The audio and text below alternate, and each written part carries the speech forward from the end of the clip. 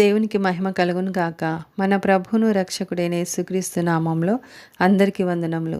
ఈరోజు పరిశుద్ధ గ్రంథంలోని వాక్య పఠనము ఇర్మియా 44వ అధ్యాయము 1వ వచనం నుండి 6వ వచనం వరకు. మిగ్దోలులో గాని, తహపనేసులో గాని, నోపులో గాని, పత్రోసులో గాని, ఐగుప్తు దేశ వాసము చేయుచున్న యూదులనందరినీ గూర్చి ఇశ్రాయేలు దేవుడును సైన్యములకు అధిపతియునగు యెహోవా వాక్కు ఇర్మియాకు ప్రత్యక్షమై ఇలాగు సెలవిచ్చెను. నేను యెరూషలేము మీదికిని యూదా పట్టణములన్నిటి మీదికిని రప్పించిన కీడంతయు మీరు చూచునే ఉన్నారు.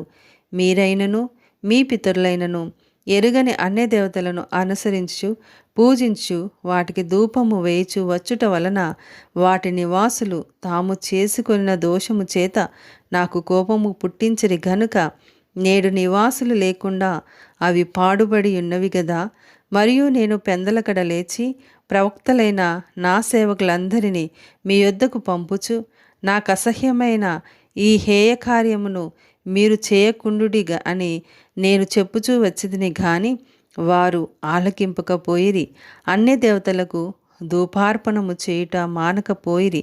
తమ దుర్మార్గతను విడవకపోయిరి, చెవి యొగ్గకపోయిరి. కావున నా ఉగ్రతయు నా కోపమును కుమ్మరింపబడి యూదా పట్టణములలోను యెరూషలేము వీధులలోను రగులు కొనెను గనుక నేడున్నట్లుగా అవి పాడై ఎడారి ఆయను.